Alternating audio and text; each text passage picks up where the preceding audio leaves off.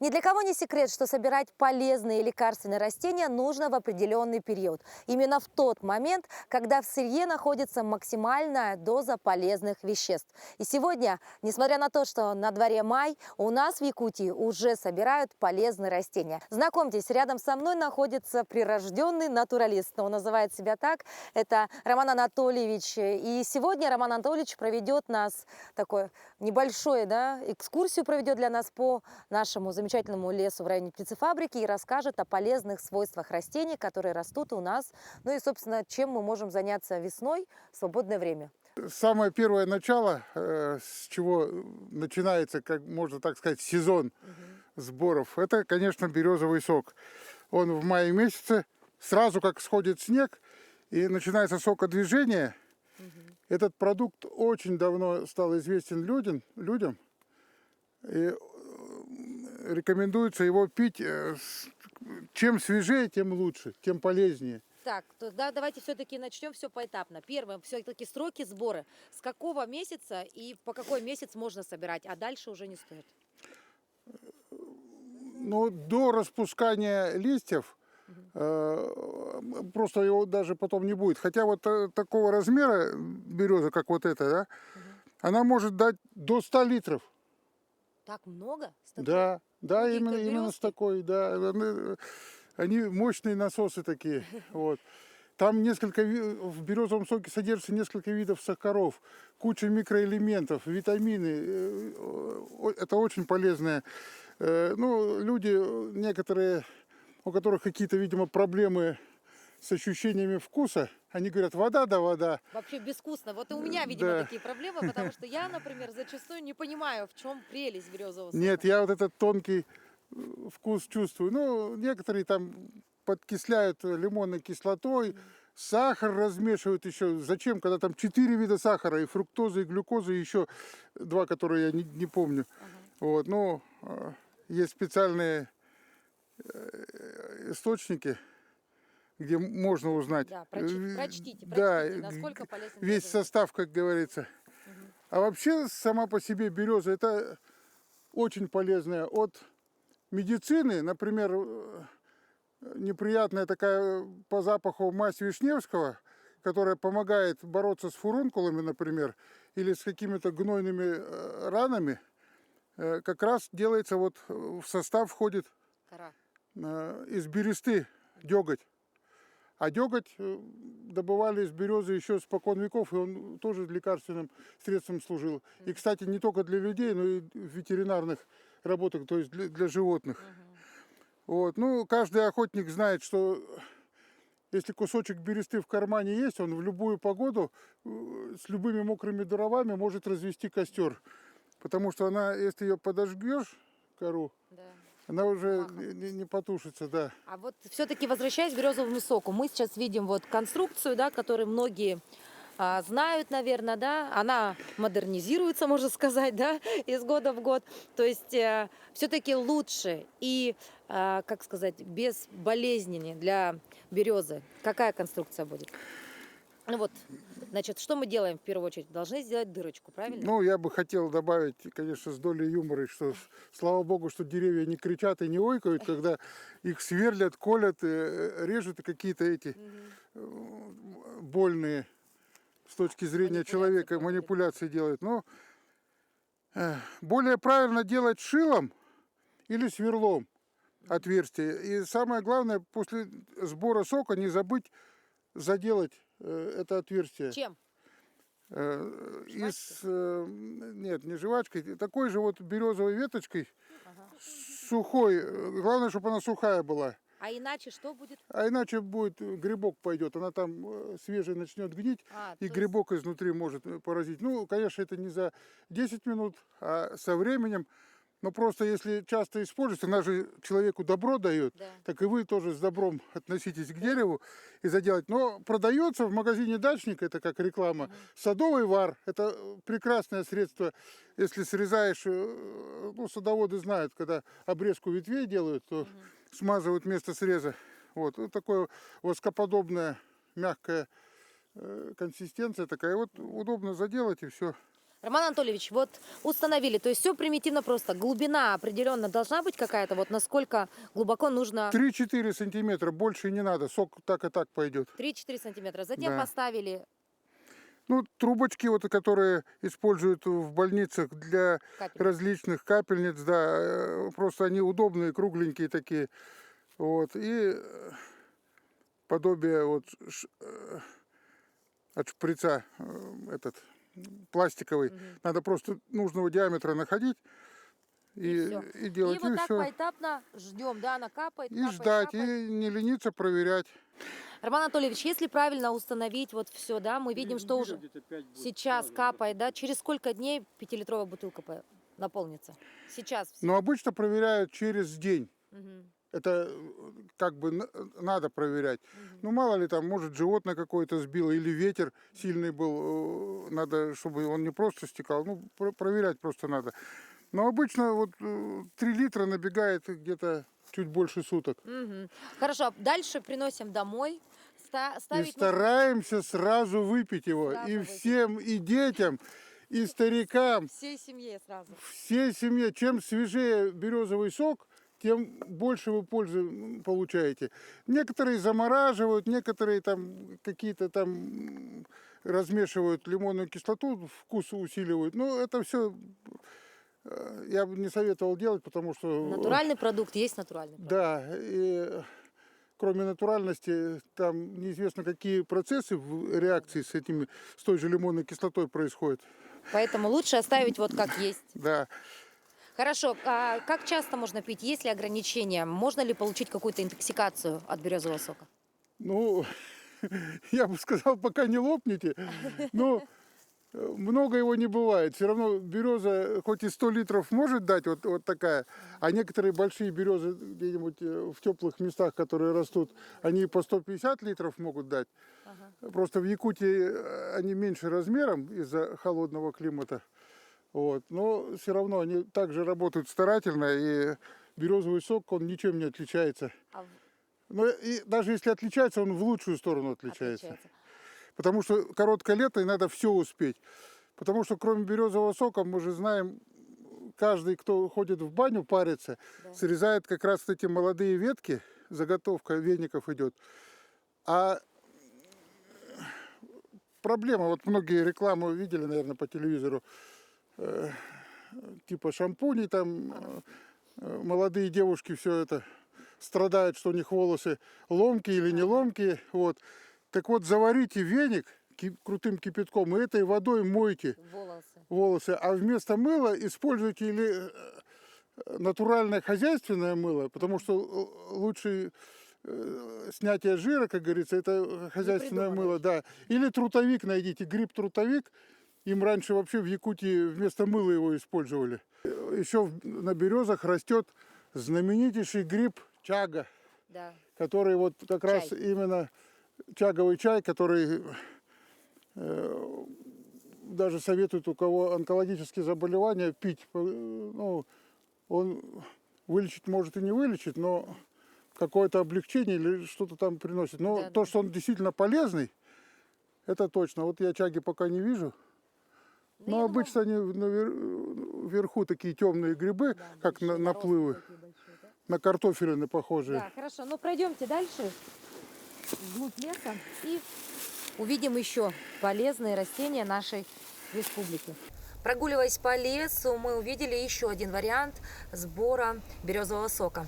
Как говорят мои собеседники, это совершенно такой стандартный, классический способ, когда делают дырочку, просовывают марлю, то есть марля выполняет функцию уже трубочки. Здесь тоже, чтобы букашки не попали, все это тоже обрабатывает марлю, баночку фиксируют, привязали, ну и, собственно, все. Сок стекает по марле и попадает в банку. Все очень просто. И не нужны никакие капельницы, трубочки и так далее. Можно отделаться вот просто банкой стеклянной и марлей. А это вот знаменитые бруньки, это украинское название бруньки, а так это сережки березы.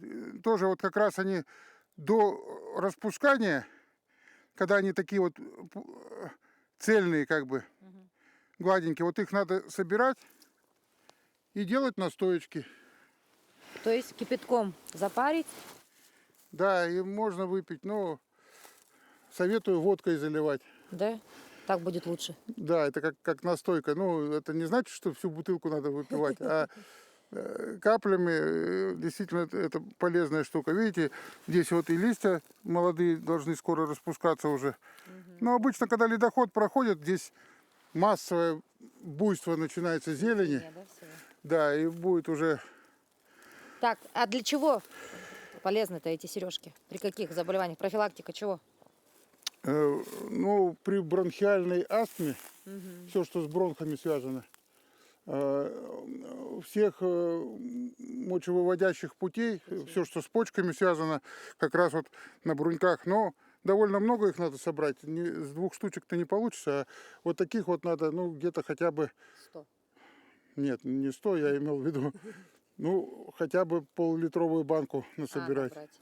И залить на литр, да? Да, 50, и в темноте, чтобы настаивалось. Все, хорошо. Настояла сколько дней хотя бы? 45 дней это классическая Достаточно для долгий настоек. процесс, Да. 45 дней настаиваем и потом уже употребляем. А сушить их не стоит? Ну, можно, но при сушке теряются некоторые свойства. Это он? Да, трутовик. Вот он. Вот еще лежит. Давай покажем. Трутовик. Трутовик, да. Это как раз вот молодой трутовичок. А почему он растет-то на сухих ветках? На мертвой березе растет? Ну, это мы только видимая часть, а у него все его мицелий, ну, грубо говоря, корни, они внутри находятся этой березы. Грибы же не помогают. Вот, смотрите, вот так выглядит трутовик. Собираем и тоже для профилактики различных заболеваний можно употреблять. А это не вы перчатку уронили? Нет, это не мы. Ясно. Идем дальше.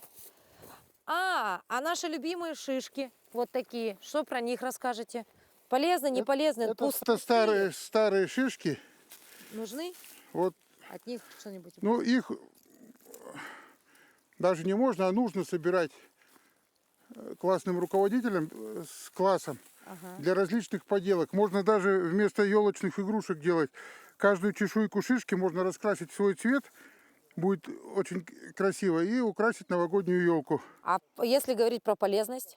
А про полезность как раз в июне месяце вот наш клубовец Коля, он собирает молодые, не распустившиеся, зеленые такие шишечки, которые с них делает варенье. Это специальный рецепт есть. А вот. это только в декоративных целях? Да, это в декоративных целях. Ну, еще кто на мангале Чай заваривает? нет, не заваривают, а растапливают. Ага. Там очень много смолы содержится, и поэтому хороший жар вместо углей. Все, отлично. Чем химия, лучше натуральное что-нибудь. Натуральная, да, древесина. Так, идем дальше. Тут он стрелял кто-то. Да, люди кругом. Если брать вот так, допустим, прошел, нашел веточки со сломанной, да? Ну, там уже ничего. В этой уже ничего нет, да? В такой хвое. Все, тогда такие нельзя. Уже останавливаются и как бы... Ну что, Роман Анатольевич, вот подошли мы к красивым подснежникам. Сейчас самый сезон, да? И знаю я, что и подснежники тоже то ли заваривают, то ли настойки делают. Вот здесь что необходимо отметить? В каждом районе нашей большой России везде свой подснежник. Да. Вот в Якутии это прострел желтеющий. Вот это красивый. Самое массовое вокруг Якутска растение такое. Еще есть фиолетового цвета прострел. Да, ну в горах растет прострел турчанинова. И еще их, по-моему, 3 или 4 вида подснежников в Якутии. Одно из названий подснежника это сон-трава. То есть? То есть, если выпить, то можно заснуть. Ну, настойку из них. То есть будьте аккуратнее, нельзя все-таки. Ну, Не да, стоит, любое растение ядовитое, если больше, чем надо выпить Переборщить? это будет яд. А если в нужных пределах, ну, например, вот есть такое растение чистотел. Если его переборщить, это будет яд. Можно себе, например, ноги сжечь едкий. А в небольших он Доза. прекрасно работает как лекарственное растение. А если говорить, вот мы все-таки То есть везде умеренность должна быть. Да, мы сейчас вот говорим про весенний сезон, да, Роман Анатольевич?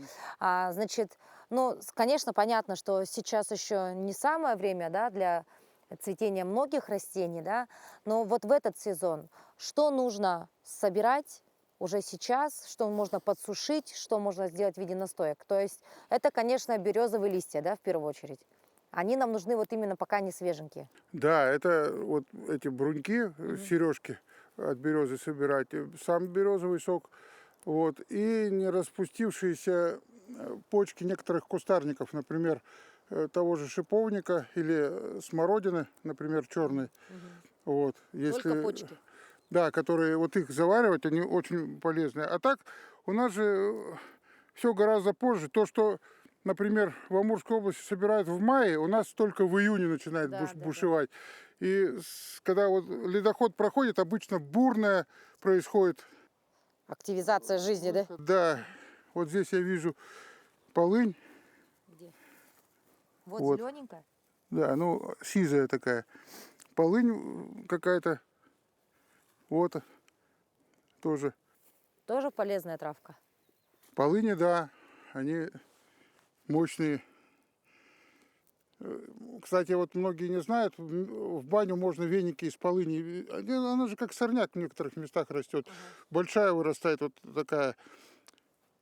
И как раз веники вот такие делать, но они как бы одноразовые получаются веники, потому что это все-таки не ветки дерева, а травянистые растения, они в Быстро хлам. Но разлетаются. так, они из-за своих эфирных масел и вот этого аромата типично вот полынного, они такой вкус дают, и человек потом выходит Порхает. действительно, да, как свежий огурчик. Так, хорошо. Ну, движемся далее, еще поищем. Еще я хотел бы найти пырей показать, Как он выглядит? потому что пырей, он по латыни называется агропиррум, пожар полей в переводе с латыни. Это страшный сорняк, который, если завелся на огороде, его очень трудно вывести. А где ж Потому что у него под землей корневище проходит. И вот именно весной собирают его корневище. Когда копают, но у нас нет лопаты.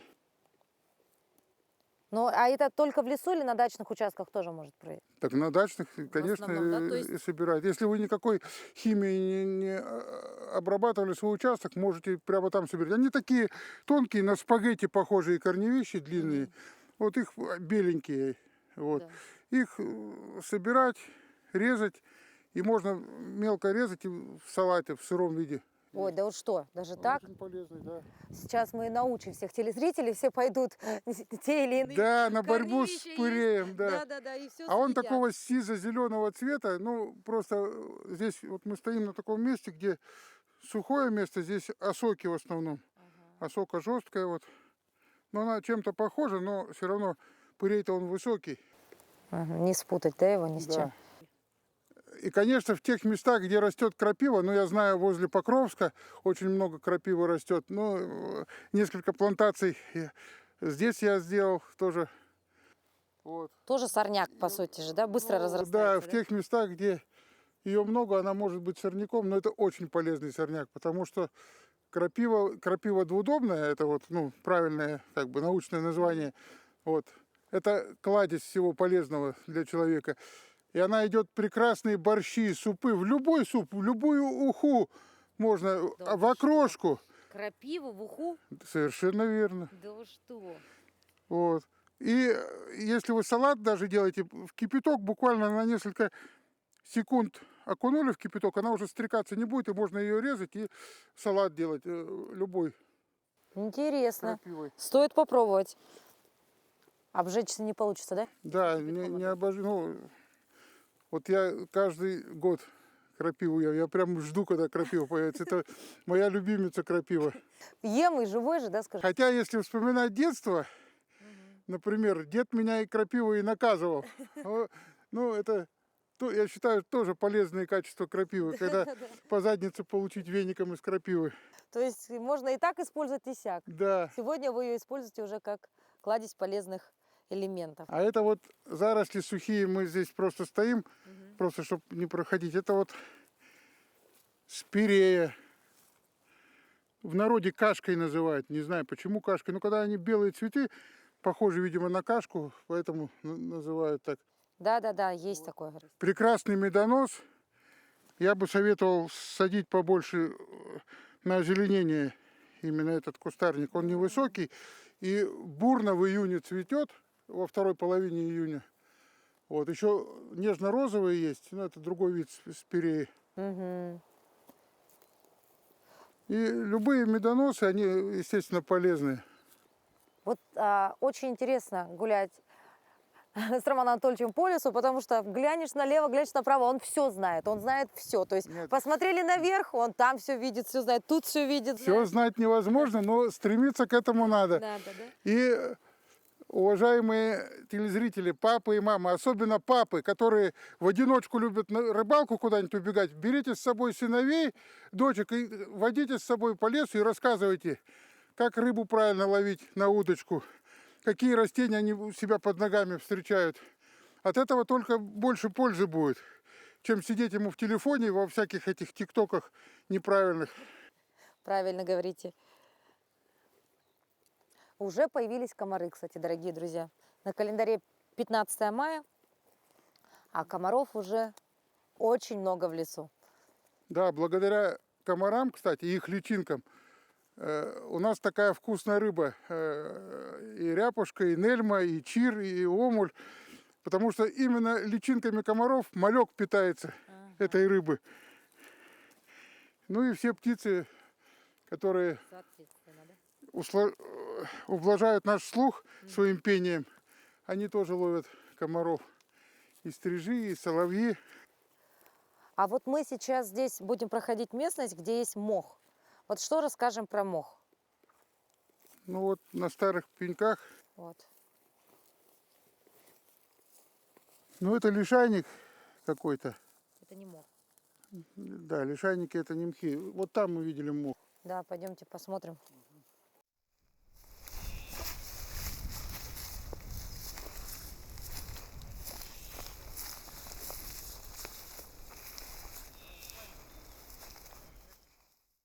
Вот, кстати, копытень очень красивыми розовыми цветочками цветет. Тоже в июне.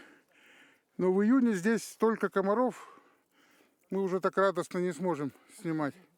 А это копытень, если говорить про полезность, нет, или это просто для красоты? Он полезный, но это надо у Аполлоныча спросить насчет копытня. Я просто не помню. Одуванчик это тараксатум. Второе слово тараксатум. Да и ладно, одного достаточно. Столько в голове не удержишь названий, да? Да не, удержим. Вот он нашелся. Вот, Вот он мох. вот он. Так, посмотрим на него, расскажем, что полезного Вот в нем. это кукушкин лен называется в простонародье. Вот с такими вот ворсинками. Зеленый мох такой. Очень приятный. Чем полезен? И что вообще с ним делают? Сушат, настойки, что делают? Нет, настойки не делают. Его сушат и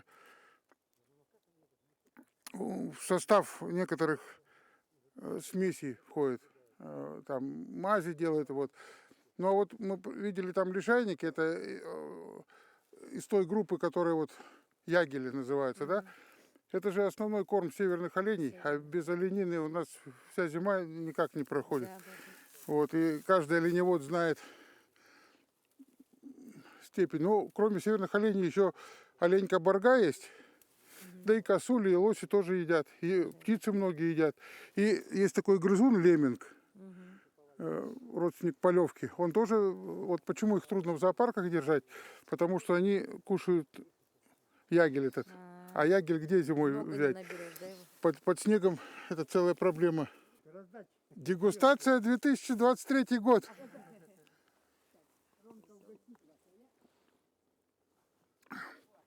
Коля, да он очень сладкий. Для меня вот он сладкий. Не сильно сладкий. Для меня не очень сладкий. Пробуй. Сейчас борода мокрая будет.